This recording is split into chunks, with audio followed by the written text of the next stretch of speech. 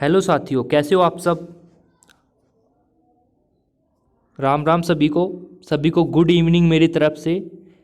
आज के 17वें लेक्चर में आप सभी का स्वागत है दोस्तों जैसे कि आप सभी को पता है आजकल हम क्या पढ़ रहे हैं। आपका यूनिट 3 चल रही है। आप कहोगे यार सर इतने दिन हो गए चलते चलते, ख़त्म कब करोगे।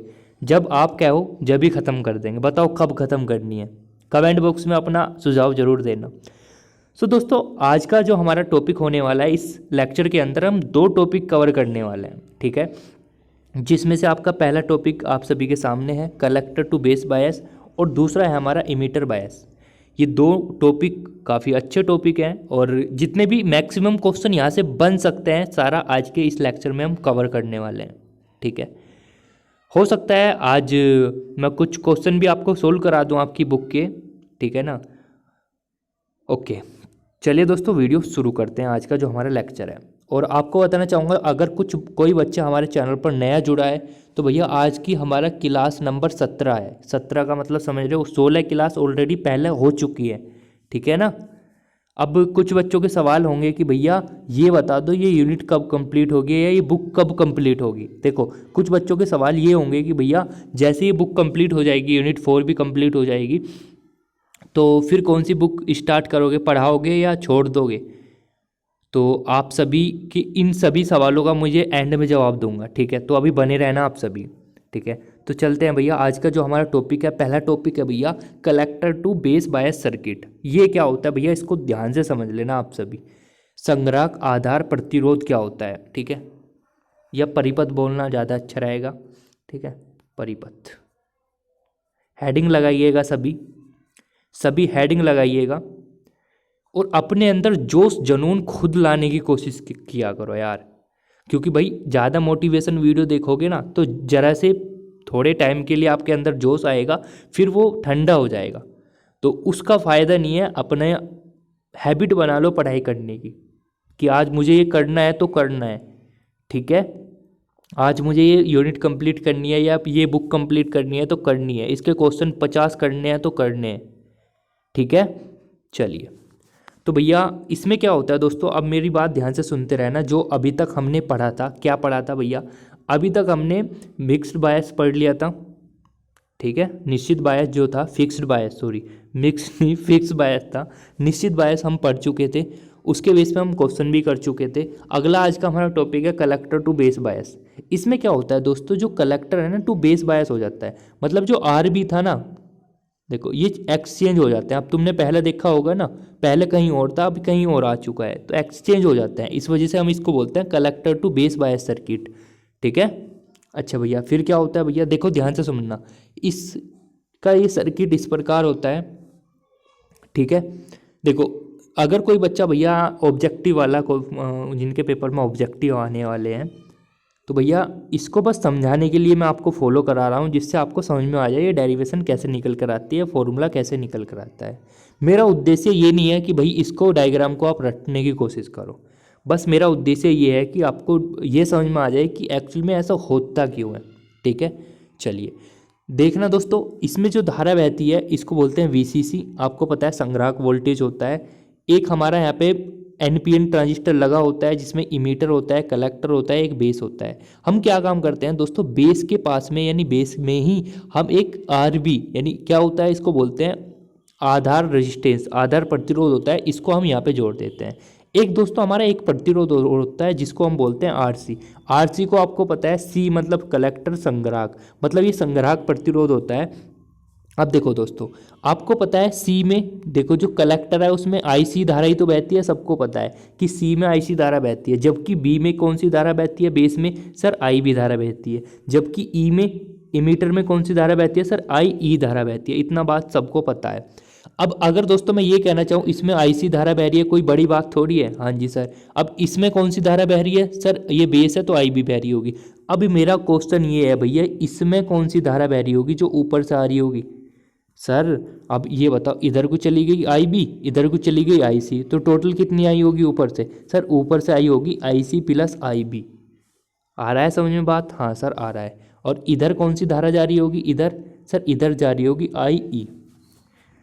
हाँ जी सर आपने एक और बताया था, जब आप उस वाले पहले वाले को पढ़ा रहे थे तो आपने कहा था ये वाला जो पार्ट होगा, ये वाला ये इनपुट होगा, हाँ ये वाला जो पार्ट होगा सर ये वाला ये आउटपुट होता है।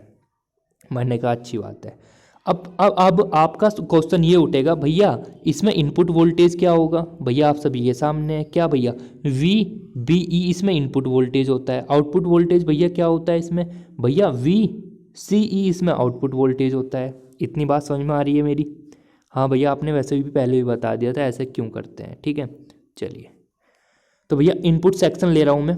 इनपुट सेक्शन जो था ये आपका इनपुट सेक्शन, इसमें मैं किरचॉफ का नियम लगा दूंगा। किरचॉफ का नियम लगा देना कैसे, मतलब देखो किरचॉफ का नियम लगा देंगे आप, वी सी सी हाँ माइनस का आर सी आई सी प्लस आई बी, हाँ भैया इतना हो गया, और फिर माइनस का आर बी इंटू आई बी, हाँ भैया फिर ये वाला वोल्टेज माइनस का वी बी ई बराबर 0। ऐसे तो करेंगे, बस मैंने वही सेम चीज़ यहाँ पे लिख दी, ठीक है। यही मैंने यहाँ पे दोस्तों ये मैंने यहाँ पे लिख दिया। इनपुट सेक्शन में मैंने आपका किरचॉफ का नियम लगा दिया। लगाने के बाद इस टाइप में आपको इस टाइप में प्राप्त हो गया। और दोस्तों आपने देखा यहाँ पे आपका आई ई भी आया था, ठीक है ओके, ये आ गया यहाँ तक बिल्कुल ठीक है। अब मैंने क्या काम करा दोस्तों, इसकी मल्टीप्लाई इसमें कर दी, इसकी मल्टीप्लाई इसमें कर दी। मल्टीप्लाई करने के बाद आपको नेक्स्ट लाइन प्राप्त हुई, ठीक है। इतना बताने की ज़रूरत नहीं, आप छोटे बच्चे नहीं हो, इस टाइम होशियार हो चुके हो। अब देखो मैं क्या काम करता हूँ दोस्तों, यहाँ से आई भी कॉमन ले लेता हूँ। आई भी कॉमन लिया तो इन दोनों को एक साथ लिख लूँगा, आई भी कॉमन लेकर इसको ऐसे। अब देखो दोस्तों हमारा मेन उद्देश्य होता है इसमें आई भी निकालना, ठीक है। अब कुछ बच्चों का क्वेश्चन ये होगा सर आई बी क्यों निकालते हैं? देखो आई बी और आपका जो वी सी ई होता है वो इस वजह से भी निकालते हैं हम, जिससे हमारा जो ऑपरेटिंग पॉइंट है ना उसका हमको पता चल सके कि ऑपरेटिंग पॉइंट हमारा फिक्स है या नहीं है, ठीक है। और ऑपरेटिंग पॉइंट अगर आपको फिक्स रखना है ना तो जो ट्रांजिस्टर पैरामीटर होते हैं और टेम्परेचर जो है उसको आपको फिक्स रखना होगा, ठीक है, स्थायी रखना होगा, मतलब बढ़ाना घटाना नहीं होगा, ठीक है। ऑपरेटिंग पॉइंट को अगर आपको फिक्स रखना है तो आपका आई भी निकल चुका है, हाँ भैया आई भी निकल चुका है। भैया आपको एक इक्वेशन बताई थी मैंने किसकी, हाँ देखो ये रहा, वी नो डैट, हम जानते हैं, हम क्या जानते हैं भैया, हम जानते हैं आई सी बराबर बीटा आई बी बीटा प्लस 1 आई सी बी ओ, ठीक है। ये आपकी इक्वेशन होती है, हम जानते हैं पहले से, हम कई बार इसको यूज कर चुके हैं। अगर भैया आई बी का मान जो अभी आपने निकाला, आई बी का मान अगर हम यहाँ पे पुट कर दें, यहाँ पे तो ये आ गया यहाँ पे, हाँ भैया आ गया। अब एक बात बताओ दोस्तों, अगर मैं इसका इस वाली जो आपकी समीकरण प्राप्त हुई, अगर मैं इसका आई सी के सापेक्ष अवकलन कर दूँ, आई सी के सापेक्ष अवकलन कर दूँ तो यहाँ पे 1 बन जाएगा, हाँ भैया। और भैया ये 0 हो जाएगा क्योंकि यहाँ पे आई सी नहीं आ रहा, ये भी 0 हो जाएगा, यहाँ पे ये 1 हो जाएगा, आर सी बचेगा, और ये तो पूरा ही पूरा 0 हो जाएगा। नहीं ठीक है 0 क्यों होगा भैया, 0 कैसे होगा, इसका करेंगे तो डेल्टा आई सी नीचे आ जाएगा ना, हाँ भैया बिल्कुल ठीक है। तो इसका करना भैया अवकलन, तो ये आ गया नहीं आ गया जो मैंने अभी आपको बताया, ठीक है। अब आपको पता है दोस्तों जो एस होता है आपका, एस क्या होता है सर, एस आपका मैंने बताया था स्थायित्व गुणांक यानी स्टेबिलिटी फैक्टर होता है आपका। ये होता है आपका delta I C upon delta I C B O के बराबर। सभी बच्चों को पता होगा जो डेली क्लास ले रहे हैं, वरना तो भाई ऊपर से जा रहा होगा, ठीक है। तो इसको ये उल्टा लिखा हुआ है तो मैं इसको उल्टा लिख सकता हूँ ना, 1 अपॉन एस लिख दिया मैंने इसको। अब मुझे यहाँ से दोस्तों एस निकालना है तो मैं एस नॉर्मली यहाँ से निकाल सकता हूँ, ऐसा आपका निकल कर आ चुका है इतना, ठीक है दोस्तों। इतना बात समझ में आती है सभी को, आती है नहीं आती है मुझे इतना बताओ, आती है भैया सभी को। दोस्तों एक बात और ध्यान रखना, अगर आर बी व आर सी के किन्हीं मानों के लिए मैं बात करूँ ना, किन्हीं 2 मानों के लिए बात करूँ आर बी और आर सी के लिए, तो आपका एस है ना वो छोटा निकल कर आएगा बीटा प्लस 1 से। मतलब क्या हुआ भैया, जो आपका उसमें जो आधार बायस हमने पढ़ा था पिछले लेक्चर में उससे कम निकल कर आएगा, क्योंकि उसमें बीटा प्लस 1 आता था ना निकल के, उससे भी कम आएगा निकल के, ठीक है। तो वही मैंने लाइन यहाँ पर लिख रखा है, निश्चित बायस की तुलना में एस काफ़ी कम होता है, फिक्स बायस में भी उसकी काफ़ी कम होता है ना, इसकी तुलना में फिक्स बायस की तुलना में ही काफ़ी कम होता है जो आप पढ़ रहे हो कलेक्टर टू बेस बायस, ठीक है ना। ओके ये पढ़ लिया हमने। और आपको बताना चाहूँगा दोस्तों इसमें आर बी से निर्गत निवेशी टर्मिनल पर फीडबैक प्राप्त होता है। अब हम क्या काम करेंगे, जो आपका देखो यहाँ पे आर बी कहाँ गया हमारा, देखो ये जो हमारा आर बी होता है ना स्टूडेंट्स, ये आर बी होता है, इस पे जो अगर मैं इनपुट की बात करूँ या आउटपुट की बात करूँ, यहाँ पे एक फीडबैक प्राप्त होता है। इस वजह से हम इसको फीडबैक सर्किट भी बोलते हैं दोस्तों, ठीक है ना। तो ये मैंने लाइन लिख रखी होगी आप सभी की सेवा के लिए, लिख रखी है फीडबैक प्राप्त होता है, इसलिए इसको फीडबैक प्रतिरोध बायसिंग भी कहते हैं, ठीक है। चलो भैया, अगर मैं आउटपुट सेक्शन में किरचॉफ का नियम लगाता हूँ, देख सकते हो दोस्तों आप, आउटपुट सेक्शन ये रहा आपका, ये रहा आउटपुट सेक्शन, ये रहा जो बाहर बाहर जाता है, ठीक है ना। ये तो इनपुट है, ये आउटपुट है। तो इसमें जब मैं किरचॉफ का नियम लगाता हूँ तो आप देख सकते हो आपको क्या फाइंड आउट प्राप्त होता है। तो देखना, आउटपुट सेक्शन लगाया तो यहाँ पे VCC माइनस ये सब चीज़ प्राप्त हो जाता है बराबर 0, ठीक है। अच्छा, अब दोस्तों आपको पता है, आप भली भांति परिचित हो कि जो IB होता है ना, जो आपका बोल सकते हैं बेस करंट जो होता है वो कलेक्टर करंट से बहुत छोटा होता है। इस वजह से हम IB को नेगलेक्ट कर देते हैं, तो इसको हटा देंगे यहाँ से, तो आपका नया समीकरण प्राप्त हो जाएगा VCE is equal to VCC minus ICRC, ठीक है। तो ये होता है आपका आउटपुट सेक्शन के लिए आउटपुट वोल्टेज होता है दोस्तों VCE। ओके दोस्तों, होप करता हूँ आपको ये समझ में आ पा रहा होगा अगर आप पूरे लेक्चर लिए हों तो। अब दोस्तों यहाँ से क्या अच्छे अच्छे क्वेश्चन क्या बन सकते हैं। पहला क्वेश्चन तो ये बन सकता है कि जो आपका कलेक्टर टू बेस बायस होता है उसका दूसरा नाम क्या होता है। मैंने आपको बता दिया, प्रतिरोध बायसिंग होता है, फीडबैक प्रतिरोध बायसिंग होता है। क्यों कहता है? क्योंकि निवेशी और आउटपुट में जो होता है ना फीडबैक का काम करता है। हाँ ठीक है ना, हाँ जी, इतना बात समझ में आता है। अब देखो स्टूडेंट, ध्यान से समझ लेना इस बात को, क्योंकि यहाँ से भी क्वेश्चन बनकर आ सकता है। क्वेश्चन क्या बनेगा दोस्तों, देखना आप सभी गौर फरमाइएगा इस बात पर, ठीक है।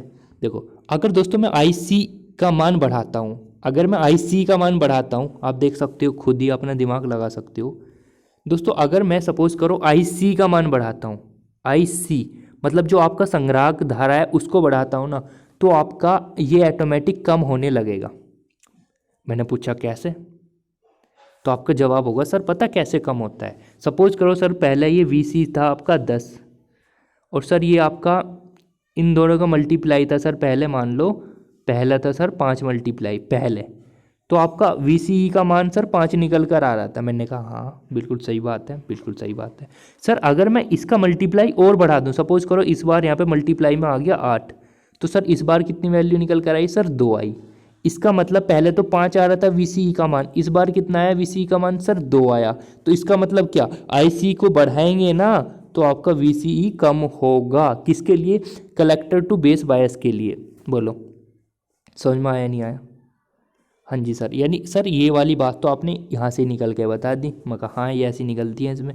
अच्छा, अब एक पॉइंट और निकलता है कि भैया ये जो आपने समीकरण से लिखवाई थी ट्रांजिस्टर समीकरण, IC बराबर beta IB plus beta plus 1 ICBO, हाँ जी ये पेपर में भी ऑलरेडी आ चुकी है, ध्यान रखना इंपॉर्टेंट है ये वाली समीकरण। पेपर में आई थी भैया कि कौन सी समीकरण सही है, तो ये वाली सही समीकरण थी वहाँ पर, ठीक है ना। ओके सर, अब मेरी बात ध्यान से सुनो। अगर आप टेम्परेचर को बढ़ाते हो, ध्यान से सुनते रहना, अगर आप टेम्परेचर बढ़ाते हो तो आपकी जो लीकेज करंट होती है जिसको हम बोलते हैं ICBO को डियर स्टूडेंट बोलते हैं हम लीकेज करंट, तो लीकेज करंट का मान भी बढ़ने लगता है। जिससे क्या होता है दोस्तों, ध्यान से सुनो, लीकेज करंट का मान बढ़ रहा है, यहां से देखो लीकेज करंट का मान बढ़ रहा है, तो इसका मतलब ये भी बढ़ेगा। मतलब क्या सर, हमारी समझ में ना आयो, अभी तो सर आप कह रहे थे ये बढ़ रहा था वो घट रहा था, तो अब देखो अब ये बताओ, सपोज करो ये वैल्यू, सपोज करो डियर स्टूडेंट्स, एक सेकेंड, सपोज करो डियर स्टूडेंट्स ये वैल्यू इसकी 5 है, मैंने मान ली ऐसे समझाने के लिए, ये वैल्यू मैंने मान ली 6 है। समझ में आ रही है सर? तो अब ओवरऑल कितना IC का मान कितना निकल का है सर? 11 निकल कर आया। हाँ सर, अब सर मैंने इसको बढ़ा दिया, किसको बढ़ाया सर? मैंने ICBO को बढ़ा दिया, तो वैल्यू मैंने मान ली 8, तो 5 और 8 कितने में सर? 13, मतलब बढ़ा या नहीं बढ़ा? हाँ सर बिल्कुल, आपको समझ में आ गया हमारी। सर एक बात हम आप कहना ये चाहते थे कि अगर हम ICBO को बढ़ाते हैं, देखो ICBO को बढ़ाते हैं तो आपका IC का मान भी बढ़ने लगता है। पर किंतु परंतु पंतु पिंतु परंतु, पर क्या होता है डियर स्टूडेंट्स, देखो आप खुद दिमाग लगा सकते हो, दिमागदार आप खुद हो। कैसे सर? दिमागदार है ना हम सर। अब ये बताओ, अब मैं क्या बढ़ा रहा हूँ यहाँ से सर? मैं बढ़ा रहा हूँ IC, देखो मैं बढ़ा रहा हूँ IC। सर जब IC को आप बढ़ाओगे तो बच्चों मुझे ये तो बताओ VCE का मान बढ़ेगा या कम होगा? सर आपने अभी तो बताया सर एग्जाम्पल लेके कम से कम होने लगेगा, तो बस यानी मतलब क्या सर, VCE का मान कम होने लगेगा। अब ये बताओ बेटा, VCE का मान जब कम होने लगा, ध्यान से सुनना, VCE का मान जब कम होने लगा, बताओ VCE का मान जब कम होने लगा, यानी हम बोल सकते हैं इसका मान, क्या है का मान, जब VCE का मान कम होने लगा तो IB जो है ना, ये IB ऐसा क्यों हो रहा है सर? भाई फॉर्मूला नहीं पढ़ा था बीटा की फॉर्म में, आपने पढ़ा है नहीं पढ़ा? तो इस वजह से क्या होता है दोस्तों, ये IB भी आपका कम होने लगता है। ठीक है, हाँ सर बिल्कुल समझ में आ रहा है। अब ध्यान से सुनो, जब आपका देखो, जब आपका IB कम हो रहा है, IB कम हो रहा है, तो बताओ IC भी कम होने लगेगा या नहीं होने लगेगा? हाँ सर IC भी कम होने लगेगा। मैंने पूछा क्यों? सर आपने कहा सपोज करो सर पहला इसकी वैल्यू 5 थी, इसकी वैल्यू 6 थी, तो सर वैल्यू निकल कर आ रही थी 11। अब सर आप बोल रहे हो IB का मान कम हो रहा है, मैंने बोल दिया सर 3 हो गया सपोज करो, तो वैल्यू कितनी निकल कर आई सर 9। तो सर ये बताओ IC का मान कम हुआ है या नहीं हुआ? हाँ सर इतनी बात समझ में आ गई। यानी मैंने आपको ग्राफ के थ्रू ये समझा दिया पूरा डायग्राम बनाकर। इससे ही रिलेटेड क्वेश्चन आ सकता है एग्जाम में अगर आएगा तो, या फिर एस पूछ सकता है एस का मान कितना होता है और किससे कम होता है किससे ज़्यादा होता है। इतने क्वेश्चन यहाँ से बन सकते हैं जो अभी तक बने हैं। बोलो समझ में आया है नहीं आया? हाँ सर, सर एक बात तो हमारी आसान होगी। मैंने पूछा क्या सर, यहाँ पे जो है ना आपको इनपुट सेक्शन लेना होगा और आउटपुट सेक्शन लेना होगा। मैंने कहा बहुत अच्छे बच्चे हो, ठीक है, एक इनपुट सेक्शन लेना होगा क्योंकि इनपुट सेक्शन से ही तो आपका IB निकलेगा। अरे अरे अरे अरे सर इसलिए इनपुट सेक्शन लेते हैं? हाँ यार जब भी तो लेते हैं क्योंकि हमको IB निकालना है ना। अच्छा अच्छा अच्छा सर, अगर हमको VCE निकालना हो तो VCE तो आउटपुट लेना पड़ेगा ना यार, इतना तो दिमाग लगाओ। ठीक है भाई, समझ में आ गया? इतने क्वेश्चन बन सकते हैं, आपकी बुक में इससे कम ही दे रखे, 2-3 क्वेश्चन ही है बस। ठीक है, पर इतने जितने भी क्वेश्चन बन सकते थे मैंने आपको भाई निचोड़ कर दे दिया पूरा मामला। इनको लो रखो, अपना इस्तेमाल करो जैसे भी तुम्हें करना है, ठीक है ना। पहले इस्तेमाल करो फिर विश्वास करो, है ना, नहीं हो रहा काम। चलो भैया अगला टॉपिक है हमारा emitter bias circuit. Emitter bias circuit भैया ये क्या होता है, ये कौन सी बीमारी आ गई हमारी है?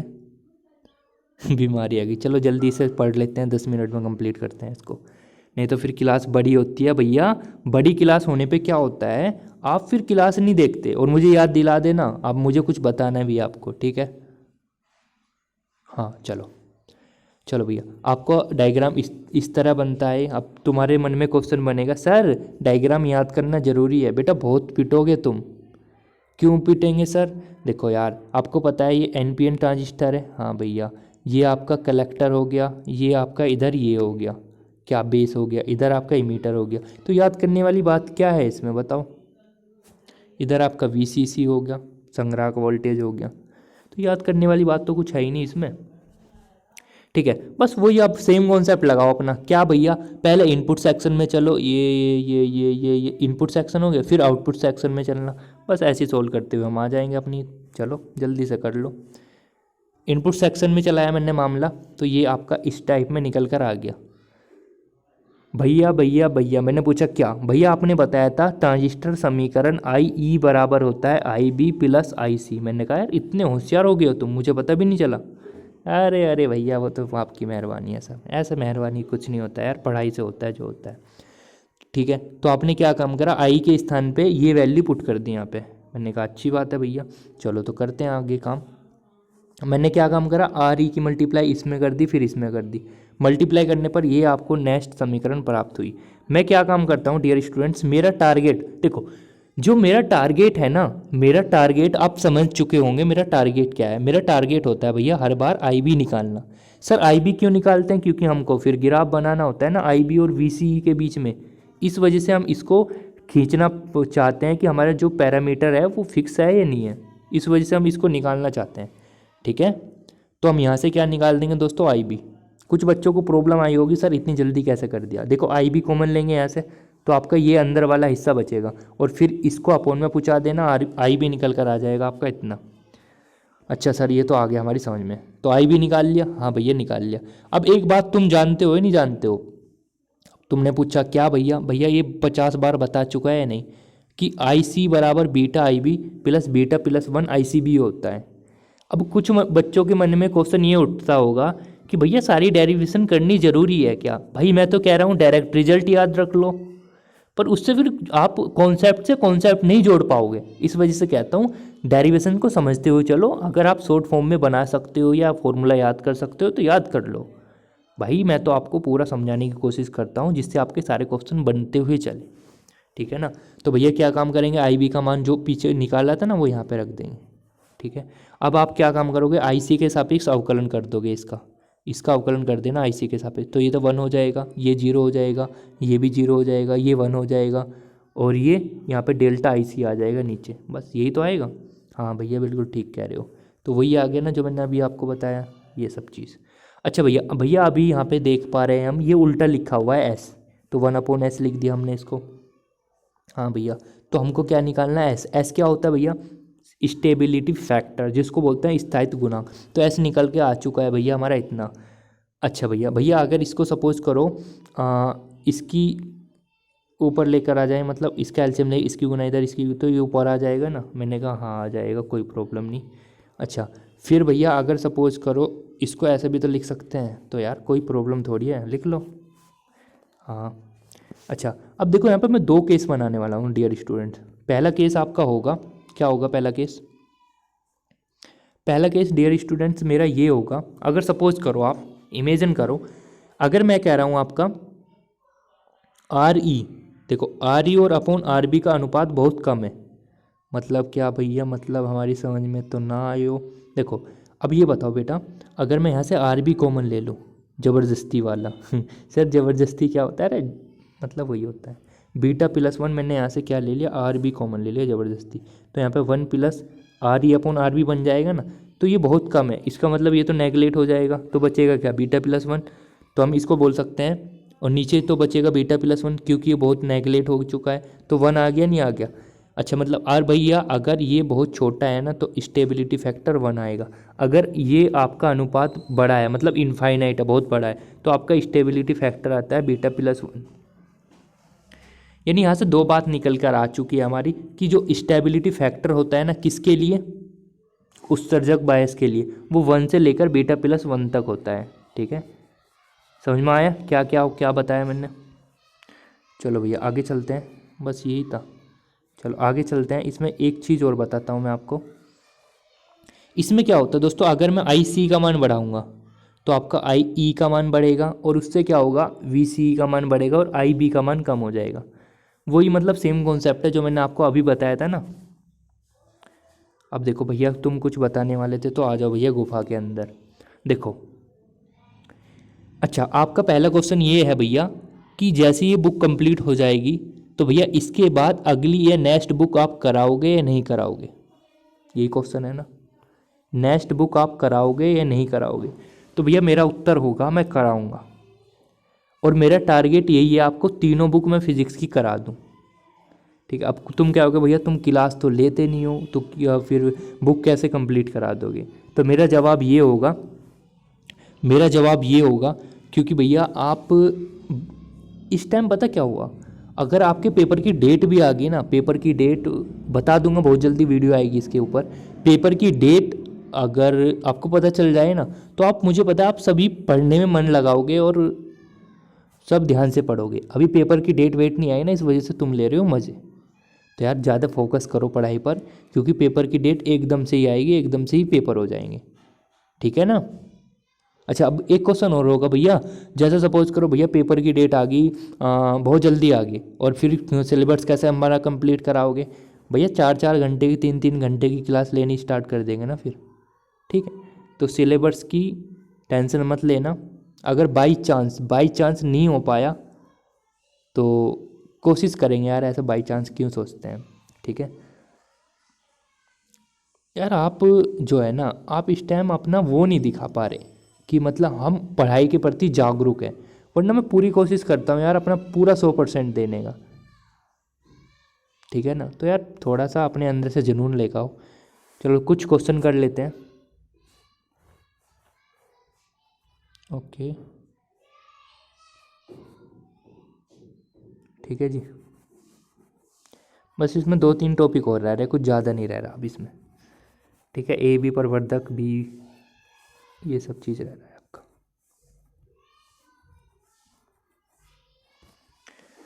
ओके हमारे क्वेश्चन कहाँ से स्टार्ट करने हैं हमको,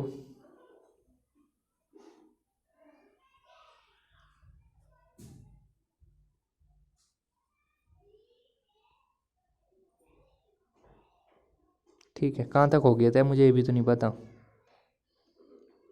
चलो यहाँ से पढ़ लेते हैं 17 से। क्वेश्चन है, निश्चित बायस परिपथ को क्या कहते हैं? बताओ भाई। अगला क्वेश्चन है, आधार बायस का स्थायित्व गुणांक कितना होता है? अगला क्वेश्चन है, स्थायित्व गुणांक एस के लिए अधिक मान का अर्थ क्या है? ठीक है, अगर किसी का अधिक मान होगा तो उसका मतलब क्या है? अगला क्वेश्चन है, उत्सर्जक बायस को कहते हैं? अगला क्वेश्चन है, आदर्श उत्सर्जक बायस में स्थायित्व गुणांक का मान होता है? देखो सारे क्वेश्चन आप देख सकते हो कितने इजी इजी क्वेश्चन है, हम तो बहुत लेवल तक पहुंच चुके हैं ना। देखो एक वो क्वेश्चन आ गया कि इसका मान कितना होता है, ठीक है, बताया था ना अभी, β+1 से 1 के बीच में होता है। तो ये सब क्वेश्चन वही है यार। आप, मैं PDF दे दूंगा, इसकी करने की कोशिश करना। देखो पेपर में क्वेश्चन बहुत जल्दी जल्दी आते हैं, जल्दी जल्दी का मतलब वो है ठीक ठाक क्वेश्चन पेपर में बनते हैं, तो कोशिश किया करो अपना और भी ज़्यादा दिमाग चलाने की। इसकी सारी PDF फाइल मैं दे दूंगा आपको टेलीग्राम पर, आपको पता होगा कहाँ पे भी नोट्स और मिलते हैं आपको। ठीक है, तो आज के लिए इतना ही करते हैं यार। देखो आपके अपने आप कोशिश किया करो यार पढ़ने की, ठीक है, मतलब मैं क्वेश्चन करा दूंगा तो आप कर लोगे, वरना कोई ज़रूरत नहीं।